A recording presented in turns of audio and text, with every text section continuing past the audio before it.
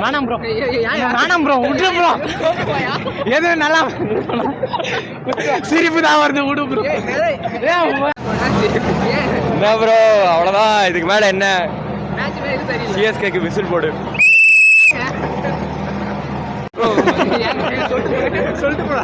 பெங்களூர்லேருந்து வந்துட்டு சந்தோஷமா இருக்கேன். மேட்ச் ஈஸால கப்னா மதே இதெல்லாம் இக்னோர் பண்ணிருங்க. இவங்க ஆர்சிபி ஃபேன்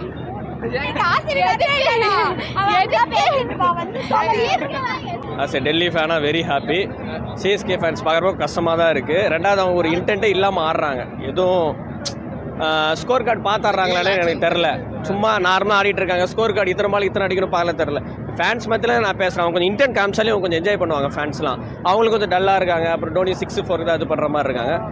இன்னைக்கு டெல்லி நல்லா ஆனாங்க. டெல்லி வின் பண்ணிருச்சு. ஏழாவது கிளாஸ் இன்னிங்ஸ். கேஎல் ராகுல் ஃபேனு. கேஎல் ராகுல் சிங்கிள் ஹேண்டடாக அடிச்சா ரொம்ப ஹாப்பி. நல்ல கேமு, வெரி ஹாப்பி. அதே மாதிரி இன்னைக்கு டோனி முன்னாடி வந்தாரு, அது ஒரு நல்ல விஷயம்.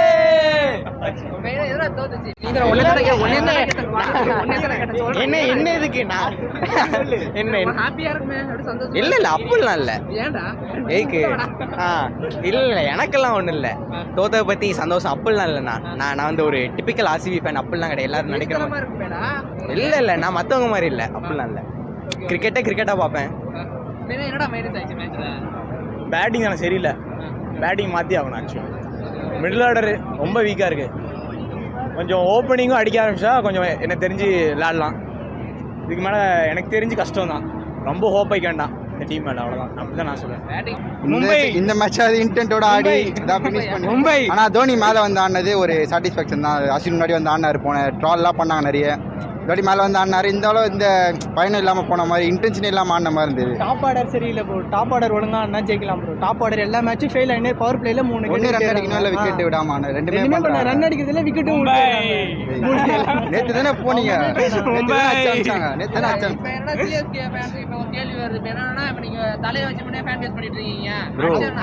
Bro. Not all bro but some bro. நிறைய பேர் பண்றாங்க, எல்லாரும் பண்றாங்க. இந்த மாதிரி மும்பை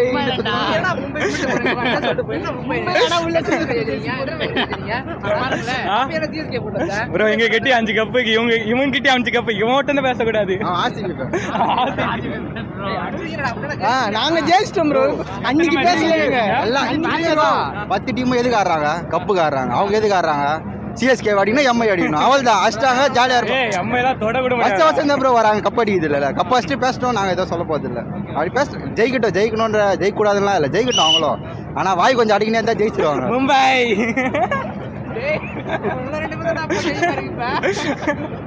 கம்பேக் கண்டிப்பாக கொடுப்பாங்க ப்ரோ. சிஎஸ்கே நம்பிக்கை இருக்கு.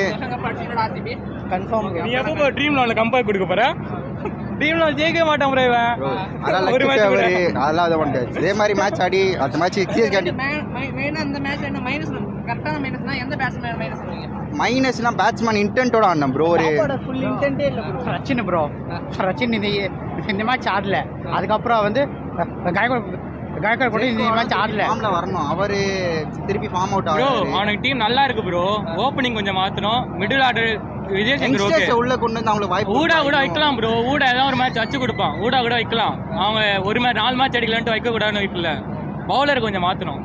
யங்ஸ்டர்ஸ் பவுலிங்ல ஃபாஸ்ட் பவுலர் சௌத்ரி கூட வேணாம் ப்ரோ. மும்பை சூப்பரா பண்ணிருக்காங்க. சாம் கரன் உள்ள வைக்கலாம் ப்ரோ. பேட்டிங் ஆர்டர் அவன்கிட்ட மிடில் ஆர்டர் ஆடுவான் சூப்பரா. நீங்க வெளிநாட்டு பாத்தீங்கன்னா வந்தாங்க ஃபெயில் ஆயிட்டாரு. இன்னும் நம்புவாங்க. அதெல்லாம் பாத்தீங்கன்னா வச்சுக்கோங்க. சாம் கரன் கேப்டனா போடுவேன் ட்ரீம் லெவல்ல. நல்லா ஆடுவான் ப்ரோ. வெளியே அவன் இந்த ஸ்டேடியம் வந்தாலும் சரி, எந்த ஸ்டேடியம் வந்தாலும் 150 தாண்டதுக்கே ரொம்ப கஷ்டப்படுறாங்க. அது ஆர்சிபி வேற 12 இயர்ஸ் கழிச்சு 9 வருஷம் அந்த கணக்கு இல்ல. 2 வருஷம் பேனு. அது நீங்க கணக்கு எடுத்து பாத்தீங்கன்னா கரெக்டா வரும் ப்ரோ. நான் கலாய்க்கல ப்ரோ. சீரியஸா அதான் உண்மை. 5 வருஷம் எங்க போனீங்க நீங்க? எங்க 5 வருஷம் மேட்ச்ல இருக்கவங்களே உள்ள உட்காந்துங்க. ஜெயில போய் உட்காந்து இல்ல. மேட்ச்ல வந்தாலும் 5 மேட்ச். ஆமா ப்ரோ. லாக்டவுன் போச்சா? லாக்டவுன் நாங்க துபாயில எங்க நடந்துச்சா? அது நான் இன்ஸ்டால பார்த்தேன். எனக்கே முழுசா தெரியல. அந்த கணக்குல 9 வருஷம் அதெல்லாம் கணக்கு இல்ல. சென்னையில் மேட்ச் நடக்க அதனால 9 வருஷம் அது கணக்கு. கடைசியாக என்ன தெரியுமா? மும்பையும் அவுட் ஆஃப் ஃபார்ம்ல இருக்காங்க. சிஎஸ்கேவும் அவுட் ஆஃப் ஃபார்ம்ல இருக்காங்க. ஆர்சிபி டீம் தான் நல்லா இந்த வருஷம் நல்ல பேலன்ஸா இருக்கு. ஹோப் நம்புவோம் ஆர்சிபி. அவ்வளவுதான். ப்ரோ பஞ்சாபும் நல்லா ஆடிருப்பேன். இப்போ அடுத்த மேட்ச் பஞ்சாப் தான் போய் பார்க்கணும், அதுவும் இன்ட்ரெஸ்டிங்காக இருக்கும். டிசி பக்கா ஃபார்மில் இருக்காங்க ப்ரோ. சென்னை சூப்பருக்கு வேஸ்ட்டு ப்ரோ. ப்ரோ என்ன ப்ரோ அவங்க பக்கா ஃபார்மில் அவ்வளோ எழுத்து வாங்கினான் அவன். இவன்னா சென்னைக்கு மொக்க அப்படியே ஏன்டா வந்தோன்னு ஆயிடுச்சு சென்னை சூப்பர் மேக்ஸ். ஏன்னா எந்த பேட்ஸ்மேன் எதிர்பார்த்தீங்க? தோனி தான் அடிச்சது தோனி அடிக்கல, வெயில் அடிச்சு, நல்ல வெயில் அடிச்சு, மூஞ்சி மேலே வெயில் அடிச்சு. டிசி சூப்பராக இருந்தாங்க. ஓகே ஏன்னா இப்போ தோனி மட்டுமே நம்பி இருக்க முடியாது, அதனால இல்லை அவங்க எல்லாருமே எதிர்பார்த்தே 6 தான் ப்ரோ. ஆனால் எல்லாமே டாக் தான். அதனால் கொஞ்சம் இன்டென்ட்டே இல்லை மேட்ச்சில். ப்ரோ வாலிபால் மேட்ச்சு இன்றைக்கி கொஞ்சம் சுமார் தான். எக்ஸ்பெக்ட் பண்ண அளவுக்கு பெருசாக இல்லை சிஎஸ்கே கிட்ட பர்ஃபார்மன்ஸு.